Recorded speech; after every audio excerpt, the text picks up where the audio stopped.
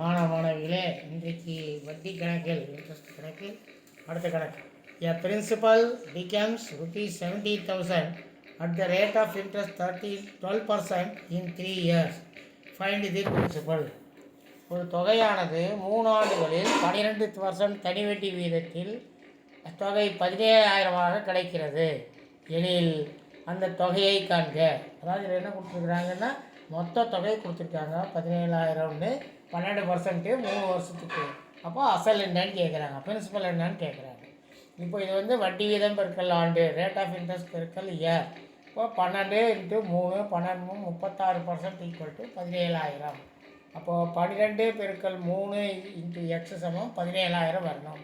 இப்போ நாம் அதுக்கு கண்டுபிடிக்கிறதுக்கு என்ன செய்யணும்னா, முதல்ல விடையை எடுத்துக்குவோம், ஆன்சரை 12,000 எடுத்து சப்ஸ்டிட் பண்ணுவோம். 12,000 × 12 × 3.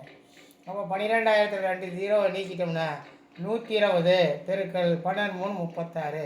12 36 பெருக்குன்னா 432, ஒரு சைபர் சேர்த்துக்கிட்டா 4,320. அது கூட இது வந்து வட்டி, அது அசலை கூட்டினோம்னா 12,000 + 4,320 16,320 தான் வருது. ஆனால் டோட்டல் வந்து 17,000 கொடுத்துருக்காங்க. அதனால் இந்த ஆன்சர் தவறு. சரி, அடுத்தது பி ஆன்சர் எடுத்துக்குவோம். 12,500. 12,500 × 12 × 3. 12,500 2 0 நீக்கிட்டோம்னா 125 × 36. 125 36 பெருக்குனா 4,500. அப்போது 12,500 கூட்டல் 4,500 ரெண்டையும் கூட்டினா 17,000. அப்போது சரியாக வருது. That is answer is correct. அப்போ அசல் வந்து பி 12,500. இந்த வீடியோ உங்களுக்கு பிடிச்சிருந்தா லைக் பண்ணுங்கள், ஷேர் பண்ணுங்கள்.